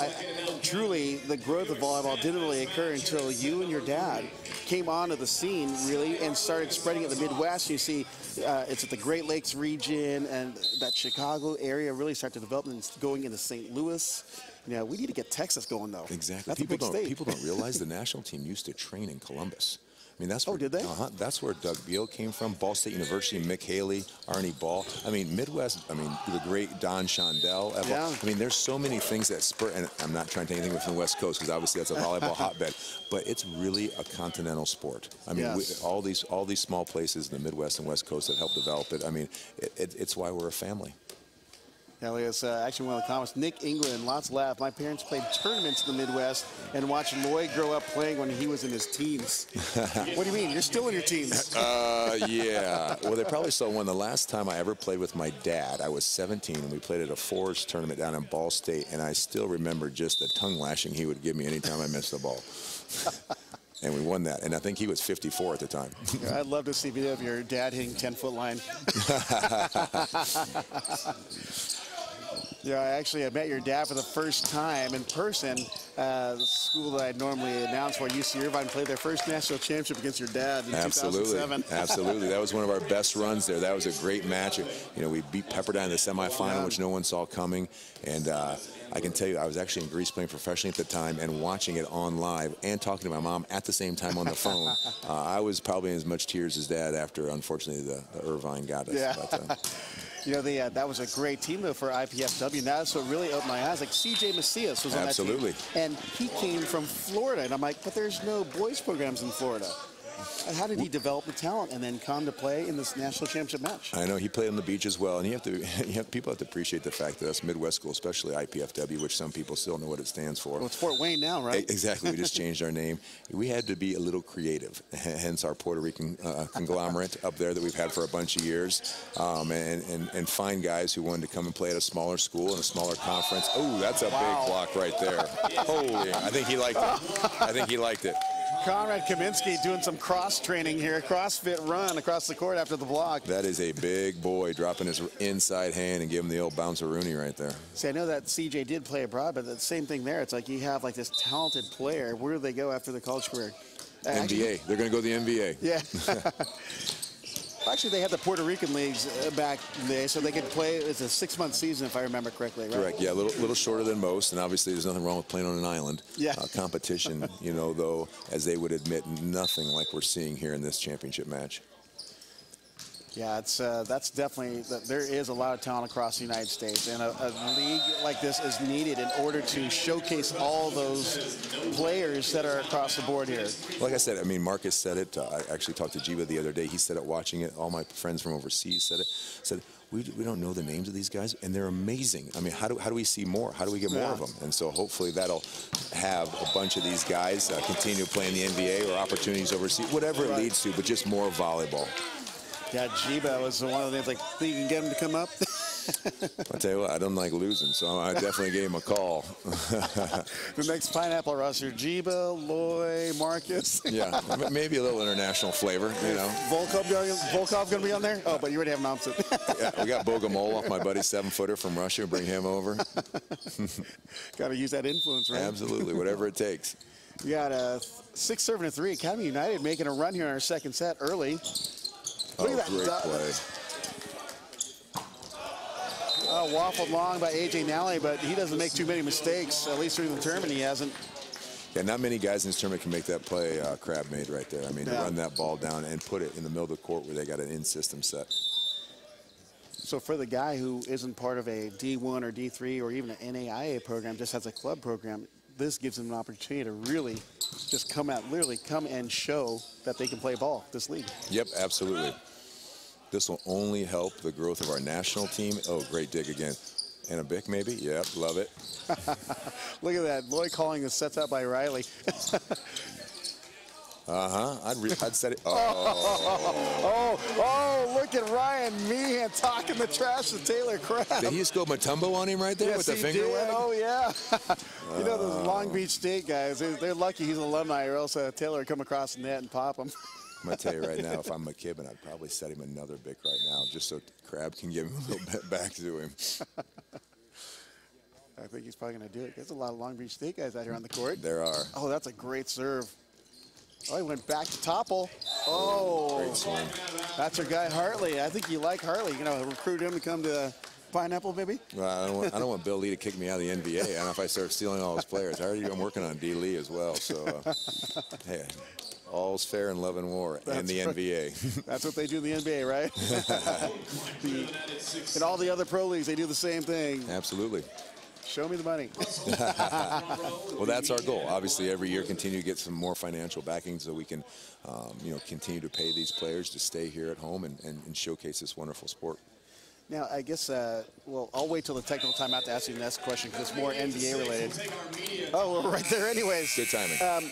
What kind of plan is there as far as soliciting more support for the league? Well, obviously, this showcase actually showed a bunch of our potential sponsors how wonderful the opportunity was. So we've had a couple great days of meetings with them where they are going to invest in the rest of this season and get us going. On top of that, hosting all these events, every club is responsible to host an event. 70% of those winnings stay with the club to help with logistics, traveling, and all that kind of stuff. And then the prize money once again goes up from the sponsors in the finals in May.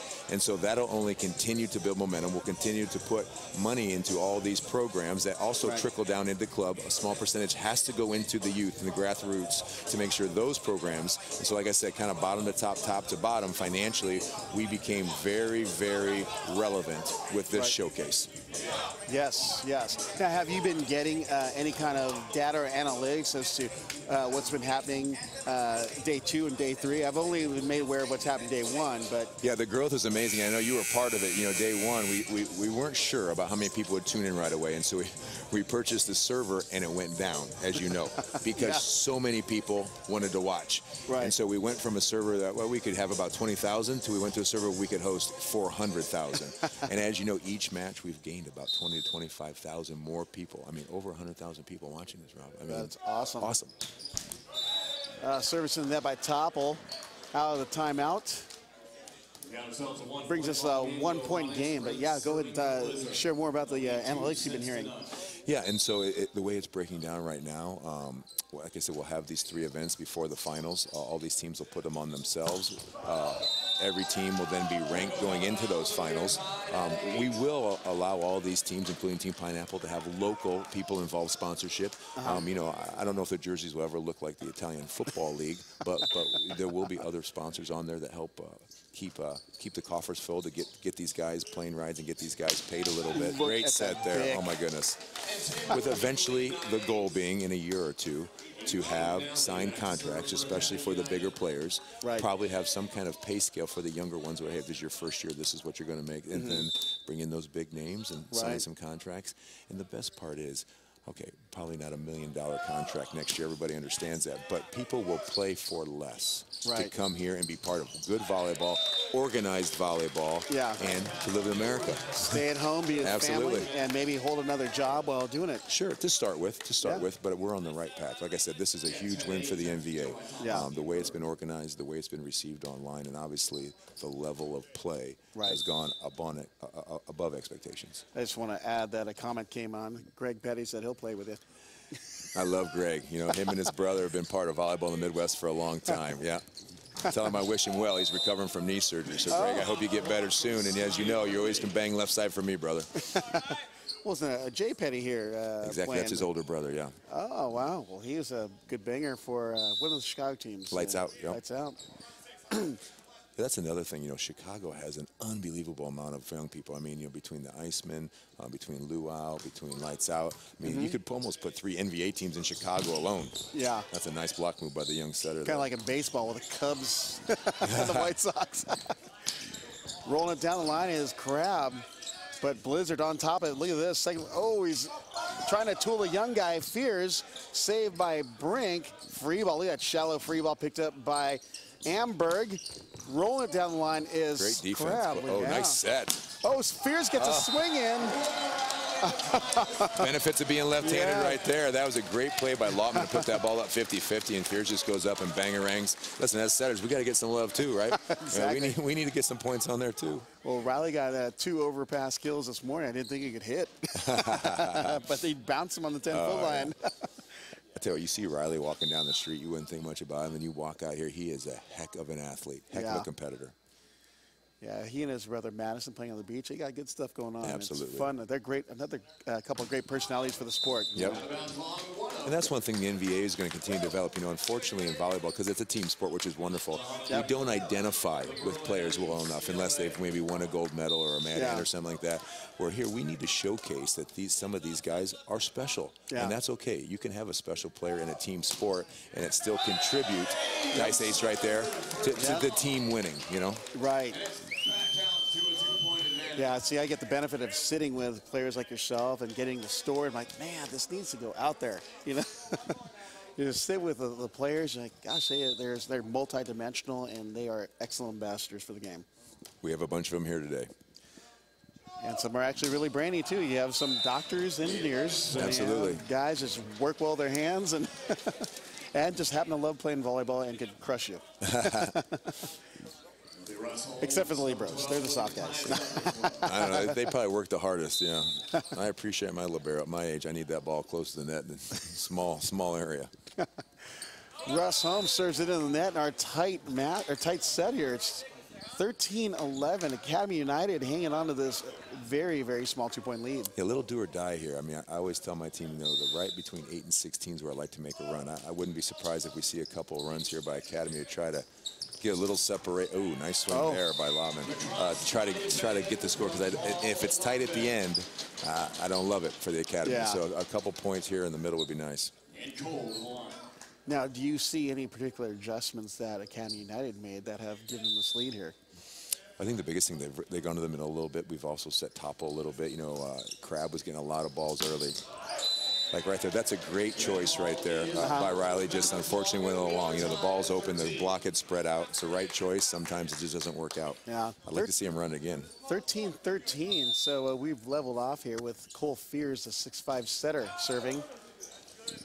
Nally with a hand pass to Crab. No shocker there. Look at that block at the outside. They're anticipating the ball going to Crab.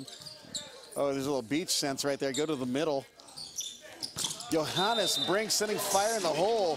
The Stanford trees have a little opening in between them. Yep. That's a double 6-9 coming at you, Kaminsky and Topple, but Brink happening to see the light. Yep.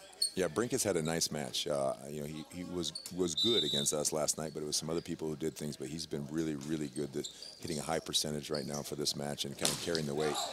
Oh, look at that reaction time off the defense. Ball's hit, blocked so fast back at him. Stunts with a great dig. Crab going beach. Oh, look, he's dancing on the line. Almost went underneath. I think they call that the line shotty, don't they? A little high down the line. I think he's probably done that a few times in his career. Well, I've heard it referred to as a jumbo. Yeah, I've been watching a little bit of all the beach team, trying to support all our players. Just Absolutely. Like I said, we have phenomenal personalities on all the tours, and they're all players, you know, men's and women's side alike. And then even coming through the club programs, just we got great people in the game. Well, I'm really appreciative of these two beach guys coming here and playing a showcase. I mean, we're all one family. It's all one sport. And so I think slowly but surely as we continue to work together, see some crossover athletes one way or the other, I think it's great for the game. Well, if they call you and say, hey, Loy, will you play beach with me? Ooh, yeah, I don't know. I got real tender feet. You just got to block. Block and get the second contact every time. I can probably handle those two. Conrad Kaminsky going back to serve. We are in a toe-to-toe brawl at 15-15 here in our third set. This could tip the scales. Oh. Talk to me about A.J. Nally's play through the week here, because he just had a huge block. Well, I was just going to say, I mean, he's one guy. I think if Academy's going to come back and be in this match, he needs to step up a little bit. His hitting game's a little off today, although it's a wonderful block move. But this whole week, he has been amazing. His cutback line shot has hit every elbow of everyone he's played. He's passed the ball. He's served real well. I think he's probably the difference maker if Academy gets back in this match. Yeah. Well, more on the NVA since we have a longer break here. Yeah, what would be if you could have the big dream, what would that look like for the NBA? Yeah, I mean, I think we have enough players domestically, and then with an infusion of foreign players to have 20 teams. Wow. You know, I mean, I think we could represent 20 different areas of the United States. I think we could have 2 divisions, East and West, 10 teams in within the 5 best teams in each meeting in a championship or a playoff series, kind of like the NBA does. I think that the spectatorship and participation from sponsors overseas would only continue to not only grow the game, but financially make it even more stable than we are right now. And so I think the sky's the limit. But once again, I think the best thing about the staff that we've put together here, the board and Bill Lee and his group, is that we're starting the right way. We're starting small. People, when we came out here a month ago to try to lay things out, well, T-Mobile sent out, hey, they said, listen, we don't need a 10,000-seat arena, right? Yeah. We need a place that the stands are full. It's a wonderful venue. The video's well. Let's make it a win. And let's make it a win and build from there. And so many times you try to bite off more than you can chew, I guess they would say, and we didn't do that this time. Well, that's the thing I recognize on those European leagues, especially in Poland, it's not like a really big venue. Even in France, it's not a big venue. It's just enough to maybe fit maybe like 1,000, but it's filled with crazy people screaming the whole time. Well, I think about when I first went to Kazan, where Matt Anderson is now, for 5 years. First year we played in an arena downtown, and we get a couple thousand people. Then first time we win a Russian championship. Next time we win a Champions League. All of a sudden, we can build our own stadium where Matt plays now. That holds 7,000 people. and so that's the way to do things. You know, people are in such a hurry for success, and obviously, since I'm in my twilight, I'm probably not playing for much longer. But if we do it the right way and sustainable, it'll be here for a long time. Well, he'll definitely be coaching. Absolutely, yeah. They're not getting rid of me that easy. Oh, great. Oh, almost a great dig. But that's Russ Holmes, who wisely knows what to do with the ball in the middle. It's great to see Russ play again, you know. I think he probably would agree. His career could have been a little longer. I know he's a great family man, a wonderful ambassador of games. So for him to be part of this movement in the NVA and be here and playing is a huge, huge thing for the NVA. Yeah, between he and David Lee, Blizzard's got a pretty solid team, a good solid lineup there. Yeah, if you don't know those names, you're not watching enough volleyball. Oh, look at that. Paul Lotman stood in and took the big attack. Oh. I like it. I love when liberos do that. Our libero, Luis Beltran, who's obviously amazing, running one way, setting the other way. In fact, he set a 31 behind the 10-foot line one time. I mean, I'd like him to put on a show. He is a fun player to watch. Another player on your team, Sean Dryden. Absolutely. Shawnee, a lot of fire. He's our DS right now. Come in and bang serves. People look at him, he's only 6'1", but he's got a hammer. Yeah. Mike. Speaking of hammers, here comes our guy. That's right. We notice a serving routine he does. We call it the show me the money. He does some with his fingers here. Let's see if he does it. There. But, man, if he's hitting serves, that's close every time. Yeah, that could have been an opener right there. If he would have gotten a run at 18-all, I think Academy been in trouble. So I got to ask about some of your former teammates. You know, maybe you do a Twilight tour. Clay Stanley back in, right? Man, I would love to see Big Clay back in. Talk about heavy balls. I mean, that guy, you know, ace leader, kill leader for us for a lot of years. Also played with him. There you go. Riley got a block. That's right. Look at that. Oh, he's smiling. He knows. Did he really get it? He may be taking credit for it, but I don't know if he got it. All those little guys do that. You know, those big guys reach over there, and then the little guy raises his hand and wants the stat sheet. Yeah. Well, that's a good thing about collegiate. You know, they do a block assist column. Not like the international game, just one block for the point. That's right. That's right. No, it was a great block move there by Riley. We got 2018 with Academy United leading here in our third set, trying to push us to a fourth set. They're down 0-2 to Blizzard. But, yeah, there is some really good action. We've seen so many good matches here. You know, I didn't know what to expect when I first came out. I just didn't recognize some of the names, but after watching warm-ups, like, oh, we're going for some long ones here. Yeah, it's been impressive. The physicality of the game, the speed of the game. You know, and the women's game has become the same way. I mean, they're huge athletes moving fast, but these guys are putting some gas on the ball. And then the way they pass, I mean, I've been amazed how well the ball handling has been, considering these guys are blasting away. Yeah. Well, you know, the new collegiate season is upon us next year, and you know, there's a lot of good teams, and the talent it's showing its spread around the nation. Can I call Fort Wayne national champions right now? Can I throw it out there? Sure, why not? You know. I love the Dons. I had to have a shout out to my boys back there in Fort Wayne. Go Dons. That's right. But you know, the MIVA, they have the potential to be three-peaters. Ohio State's been legit. Yeah. Yep. Amber nice coming away. There. Yeah. Francis with a good pass to the net, and Russ holds the middle. Look at that scrap, and it's AJ Nally. Riley McKibben. Oh, Lotman staring through. All in good fun. Yeah, I know it looks like it's chippy out there sometimes, and people say and do some stuff, but in the end, we're all one big family. Yeah. I'm sure they'll share Coca-Cola after the game and talk about that play right there. Yeah, then the stories like those fishing tails, right? Remember how big that block was on you? Oh, but right back, Riley McKibben. Oh, look at that. Now Paul Lotman chirping at Hanson Leong, our first referee. I think Paul thought it was over the net, but us setters usually get the benefit of that call. Yeah.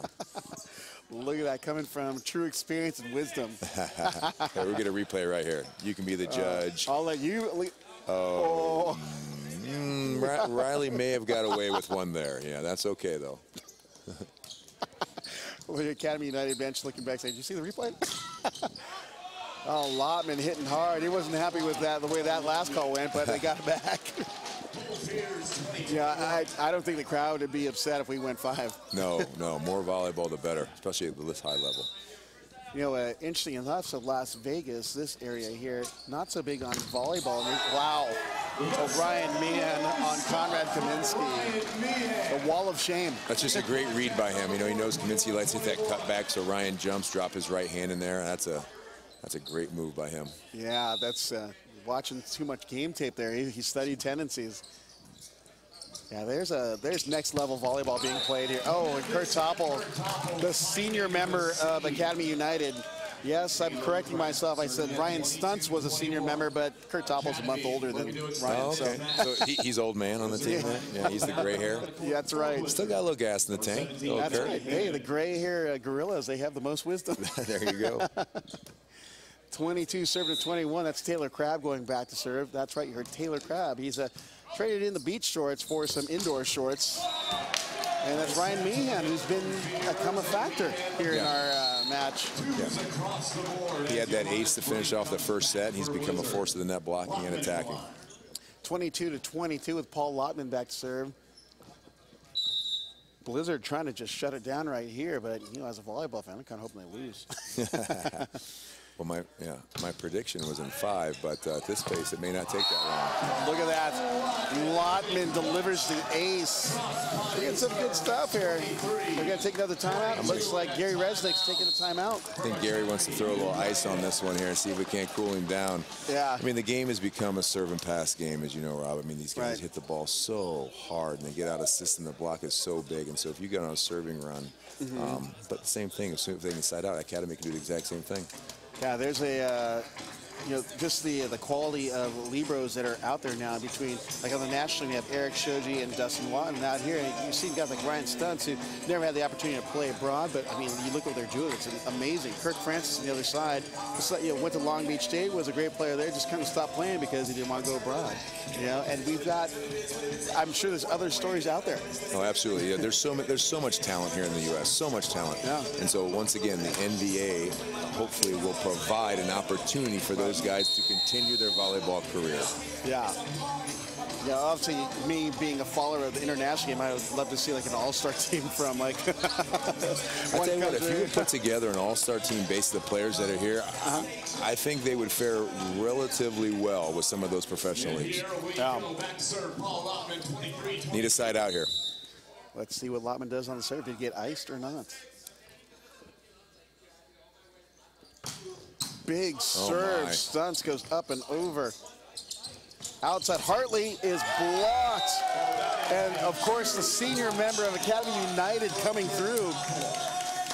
Yeah, remember that play. That could have been 24-22 there. Yep. And Kurt made a great line move here to shut down Hartley on that swing. Oh, even Ryan Stuntz, Libra, comes back all fired up after a good dig there. Francis with a hand pass. Hartley. Oh, he sneaks it inside Amberg. We've got match point or gold medal point. Serving at 23. This is championship gold medal point. Wow, it's kind of cool to hear that. First gold medal point for the NVA. Big moment right here. Big moment. Here. Good pass. Actually, pass the left front. Swing away. Toppel off the block. Great touch. Lotman with an easy pass. Fierce in the middle. And looks like it's Ross Holmes who closes it out again to end the night and get gold for Blizzard Volleyball as they sweep Academy United 3-0, 27-25, 25-20, and 25-23. Boy, Ball, your thoughts on this match? Amazing. You know, I thought it'd go a little longer. I don't know if the fact that the Academy didn't have quite the bench and a lot of those guys had to play a lot of minutes, maybe they looked a little tired tonight. But I thought the Blizzard just got better every match in this event, you know. And as you know, when you start catching fire, pass the ball well, serve the well, confidence comes back, as well as the experience they had obviously on that side with the two Olympians. A well-deserved victory for the Blizzard, and congratulations on being the very first NBA champion. Oh, most definitely. Yeah, this is, we're going to have an awards presentation. I'm not quite sure how it's going to roll into, but I wanted to be able to thank Loy here for coming out, and thanks for bringing your Team Pineapple. You know, although you probably want to be playing this match, but you provided some great ball, you know, between having Marcus Nielsen, even like guys like Yvonne Matos, Sean Dryden, yourself, and your middles. Oh, gosh, we've loved on Kevin Owens. Big Red, yeah. And even Matt Lesky. So you have such a talented team, and I'm looking forward to what happens here in this NVA league as it gets going. Well, we're very honored to be here. I'm very honored to be part of the process that we're putting this together. I want to thank you and everyone else who made this event a huge, huge success. And it's just the beginning. I just want people to understand that there'll be so much more information coming out, not only about the statistics and logistics of what happened here this weekend, but what's happening, like I said, in the West Coast the last weekend of January, first weekend at the Ball Sports Academy in Indiana, the rest of the season, and of course the finals we'll have in May. Stay tuned, stay involved, because this is going to happen. The NVA is real. Oh, it is happening. The ball is rolling. Keep forgetting the ball is rolling. It is, though. I mean, you can't stop the momentum right now. We have a good thing here. So, you know, we're excited. I'm excited, and I'm hoping to continue to be involved with everything here NBA-wise, and, you know, see more awesome play. Like to see our American guys doing it, you know. Absolutely, Sprinkled absolutely. in with some international dudes. Only the beginning. I want to thank everybody for tuning in. I want to thank you and everybody else involved, and watch out for the NVA. That's right. It's an honor and privilege. Thank you very much. Thank you, brother. All right, going to our awards presentation, and you know, we'll see what we got going there. We're going to find our player of the match too, and they're going to be player awards, from my understanding, and we're going to be calculating all of the statistics to find out who those players are receiving awards. Yeah, I saw a comment on here. MHawk, Loy mentioned 20 to 100,000 viewers. YouTube's reporting 390. From my understanding, the main feed is the feed that's on the site, and it's collecting data separately. I asked for that explanation too, because I actually work in social media. We're going courtside for the player of the match with Mark Petracos. All right, guys, we're here with Ryan Meehan, player of the game in the championship match for Blizzard Volleyball. Ryan, congratulations, man. Thanks, Mark. How you feeling after that match? You know, pretty nostalgic. It was a battle. Both sides played extremely well. The first set was a grinder, and winning that one kind of turned it for us. So what does it feel like to play alongside, you know, Russ and David Lee and Paul Lotman for this championship match and winning with them? Not only is it great to play with them, but like as a mentoring, they give you a lot of knowledge. They have a lot of good pointers, game time decisions, and they can even make some decisions for you, help you out. Awesome. So going into this match, were you guys a little nervous, or what was the game plan going against Academy United? Just kind of the standard, prepare, get a nice warm-up, mentally start thinking about what you're going to do differently to play against this team, and then, yeah, go out to win, play balls to the wall. Got any shout-outs for the folks back home? Hey, Mom. Hey, Jackie. Hey, Dad. Awesome. Well, congrats again, man. Go celebrate accordingly, and we'll catch up with you later. All right, thanks, Mark. All right. You guys. Thanks a lot, Mark, and congratulations to Ryan Meehan. Of course, a alumni of Long Beach State University. Meehan definitely was a big factor in their win over a very, very strong Academy United volleyball team from Northern California. So essentially it's a NorCal versus SoCal matchup, which didn't matter because we just love seeing great volleyball here in the court. There were plenty of excellent teams and representing the different areas in the United States. Break down some stats for you.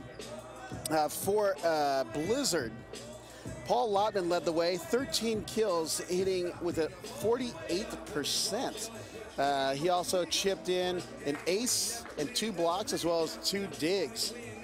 Also leading way offensively, Johannes Brink, 11 kills, hitting 39% with a block and a dig.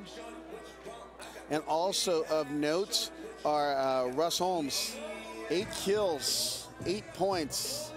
And I believe there are no errors, or close to no. Actually, he hit 73%, so he had an amazing hitting efficiency in the middle. Also chipped in a dig. On the Academy United side, somehow Blizzard found a way to contain Taylor Crabb. He still ended up with 10 kills, hit 42%. And then also Kurt Topol with 8 kills, hitting 44%. 2 aces for Thomas Amberg. On the blocking column, you had 3 apiece for got 6 total blocks for Conrad Kaminsky. And in the dig column, leading the way, no surprise here, the Beach defensive stud Taylor Crabb. Again, Blizzard of Southern California takes down Academy United of Northern California 3-0 in a surprising sweep, 27-25, 25-20, 25-23. The crowd looks bored, yes, it's because they're getting ready for the awards presentation. They're hanging around, wanting to see who the all-tournament team is. Trying to see if I can get that information, read it out for you, but if not, I may just have to go real time to the awards presentation. So if we do that, I'm going to go silent and just let the audio come from the MC host, Mark Sherman. You may recognize him from the Beach Volleyball Tour, as well as some USA Volleyball events. So we'll have an awards presentation in just a few moments. We're almost there. They've got a beautiful trophy for the gold medal team. If I wish I could just get you a life-size photo or something that they'd represent it. It's all the pictures on the screen make it seem small, but it's actually a really big trophy. And they have the medals for the gold medal team, actually the gold medal, silver and bronze team, as well as the all tournament team, which is purely based on statistics. I was kind of hoping we would have done a media vote or a committee vote, but they're going to go strictly on statistics, which will be hard because a lot of players played in this tournament, so some people got more reps than others, but there are definitely some people who shook things up, like Isaac Newble of Rising Tide. He came in, missed the first day of competition, but came in and made an immediate impact for the Rising Tide team from Chesapeake, Washington, D.C. area. Also, we've got a few other teams here. In our all-tournament team, they'll be represented, but like I said, I don't have access to the broken down stat sheet. They're keeping it hush-hush, so maybe we will go real-time on the awards presentation. But I hope they turn it the other way, and they have a camera person so you as the viewers can see it. You're looking at Team Blizzard wearing their first ever NVA championship t-shirt for winning the gold medal match. Team guys are running around, getting information, passing information. I do get it. Working in the scenes in some big international tournaments, that's just the way it rolls. Yeah, you're trying to herd a lot of people and get a bunch of stats figured out, and really had to wait for the conclusion of this gold medal match in order to determine who would be the winners of the certain awards. So we'll hang out here, and if I get more information, I'll come on the horn, but for the most part, I'll let go silent until we go to the mic and try and look at information in the meantime. If you're not able to hang back, really thank you all for hanging out with the NVA for the first ever NVA Pro Volleyball Showcase here in Las Vegas. Special shout out to UNLV for letting us be in your Student Health and Wellness and Recreation Center. And also to the MGM Grand for hosting us over in their beautiful hotel. But also, mainly thank you for the fans for supporting men's volleyball. We're hoping that we can continue to have something like this for years to come, because there is huge excitement for men's professional volleyball. And we know we have the talents in the United States, and we could actually attract talent from countries abroad. So, as you heard Lloyd Ball saying, and it's such a great honor to have him sitting next to me and doing the color commentary, as well as talking about the NVA's future. It's such an honor and a privilege to be here with him. So I think we're ready to go. I'm going to stay quiet and see if you guys can get the ambient audio from Mark Sherman, our MC host. $500 check. First, we're going with the best attacker of the tournament, and that would be, at a Rising Tide, Colin Irons.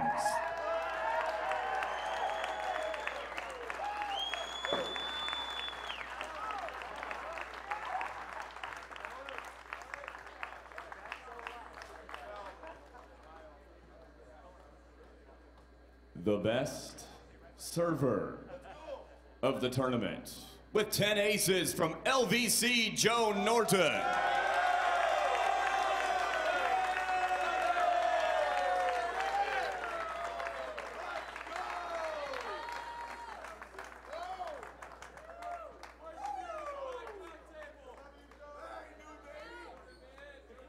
The best blocker of the NVA Showcase from Academy is Tom Amberg.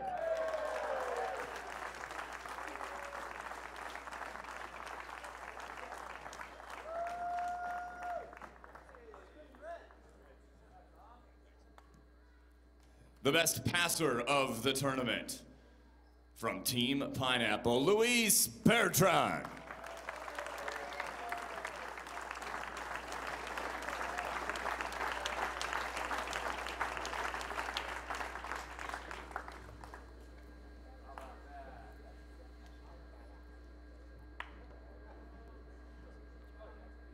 The best setter for the NVA Showcase from Academy United is Riley McKibben.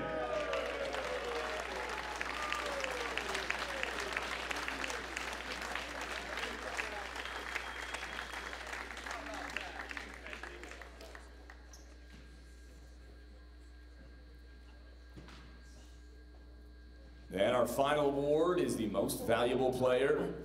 This player will receive a $1,000 check, and presenting the MVP award is NVA President Bill Lee. The MVP of the Showcase from Blizzard, Paul Lotman.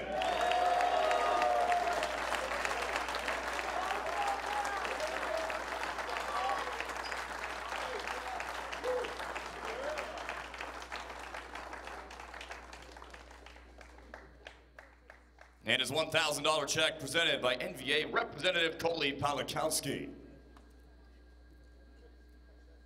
Ladies and gentlemen, your all-tournament team. Colin Irons, Joan Norton, Tom Amberg, Luis Bertrand, Riley McKibben, and Paul Lotman.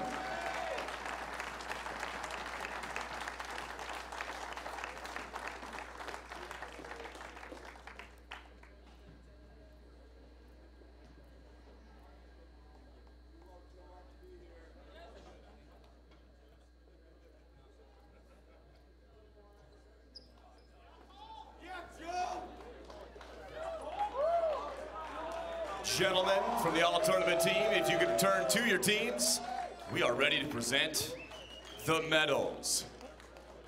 Taking home the bronze medal and a $10,000 check, the team of Rising Tide. First, introducing the general manager for Rising Tide, Daniel Davidson. And now the players. Number 1, Bart Kowalski. Number 2, Armin Zakarian. Number 3 is Steve Zelko. Number 4, Isaac Newble. Number 7 is Tyson Norton. Number 8, Vinny Devaney. Number 11, Matt Jones. Number 12, Colin Irons. Number 13, Taylor Gregory. And number 14, Mike Stewart. And number 19, Bryce Yule. There's somebody else back there? We good? Am I messing a name?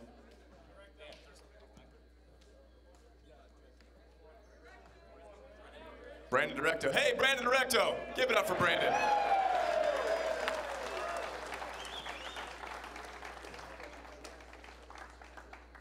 Ladies and gentlemen, once again, your bronze medalist, Chesapeake Rising Tide.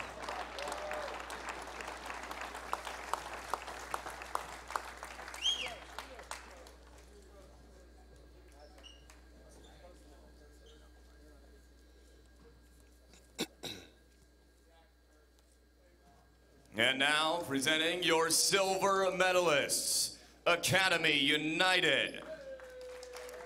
They're led by head coach Gary Resnick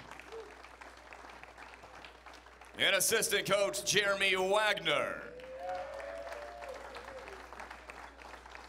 And now the players, number 1, Taylor Crabb.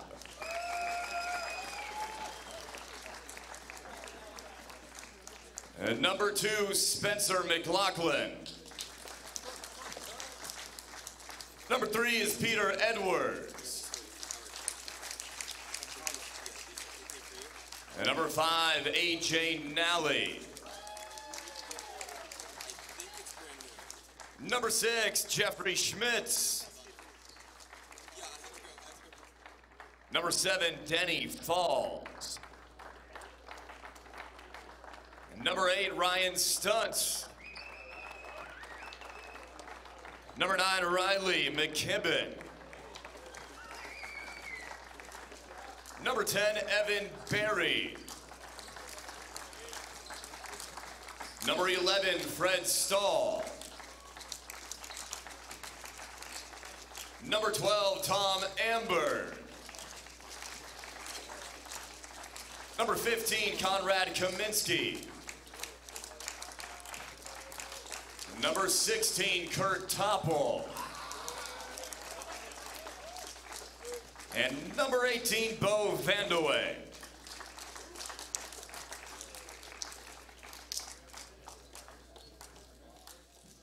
Ladies and gentlemen, your silver medalists, Academy United.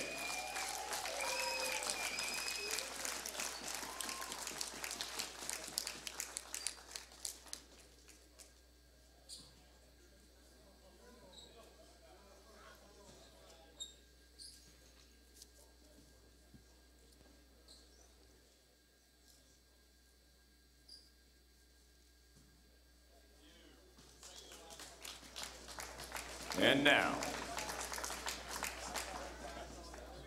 your gold medal champions of the NVA Showcase, the team Blizzard. The head coach for Blizzard, Mr. John Shea. Coach Shea collecting the trophy for the gold medalists. Also taking home a $20,000 check.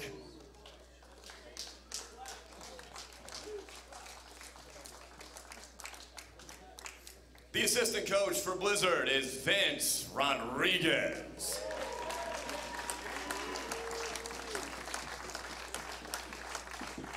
And now presenting the players, number 1, Cole Fears. Number 3, Steve Irvin. Number 4, David Grandy. Number 6, Paul Lotman. Number 7, David Lee. Number 9, Ryan Meehan. Number 10, Kirk Francis. Number 12, Russ Holmes. Number 13, Jake Hurwitz. Number 17, Maddie Hayden. Number 16, Ian Castellana. Number 20, Marty Ross. Number 22, Kyle Radecki. Number 30, Johannes Brink. Number 34, John Zappia. And number 43, Scotty Hartley.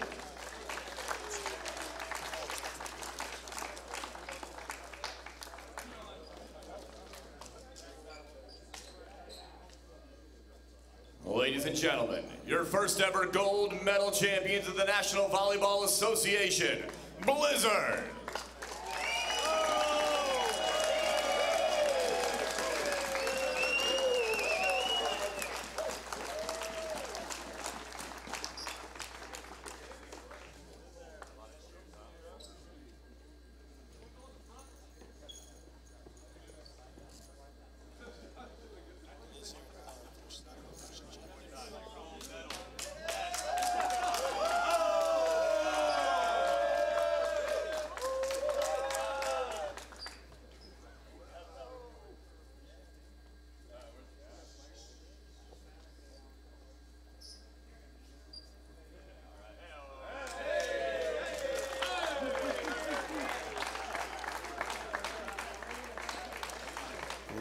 Ladies and gentlemen, watching here on our web stream of our NVA Pro Volleyball Showcase, that's a conclusion of our awards presentation, and there you have it. You have the bronze medalists, the Rising Tide, representing the Chesapeake, Washington, D.C. area. Silver medalists, Academy United from Northern California, and the gold medalists, Blizzard of Southern California, taking home the gold. And that's right, ladies and gentlemen, the NVA will be continuing in 2018. I encourage you to check out the NVA website at NVAUSA.com, as well as check out the graphic on the screen. That's right, the 2018 NVA volleyball season. We're going to kick it off on the West Coast, the left coast, on January 27th and 28th, and it's going to be hosted by Academy United. And then next week, right afterwards, on the East Coast, it's going to be hosted by Team Pineapple, February 3rd and 4th. And they're going to be a total of 4 more events after that in various locations around the United States. You heard President Bill Lee talking about it. Some locations: Chicago, San Francisco, Orange County, potentially Texas. We've got the places lined up. We're just looking to get those dates, and it looks like we're going to come up to a final championship in May. The date and location to be announced, but the goal is a total of 6 events between these teams, these professional teams of the NVA, coming to a championship in 2018 in May. So be sure to check back at NVAUSA.com and also follow social media at NVA USA. Again, on behalf of the NVA and all the volleyball players and fans here in Las Vegas, they've been excited to play in this NVA Pro Volleyball Showcase, and they are excited at the opportunity to play professionally here in the USA. So on behalf of Dalton Ammerman, myself, the entire NVA committee, and Bill Lee, the president of the NVA, Lloyd Ball, board member, thank you for helping grow the game. And remember, as Dalton Ammerman would say, let action define you. Be sure to keep up with all the action coming up in the NVA at NVAUSA.com. Until our next event, January 27th, 28th, I'm Rob Sparrow. Have a wonderful evening. Thanks for tuning in.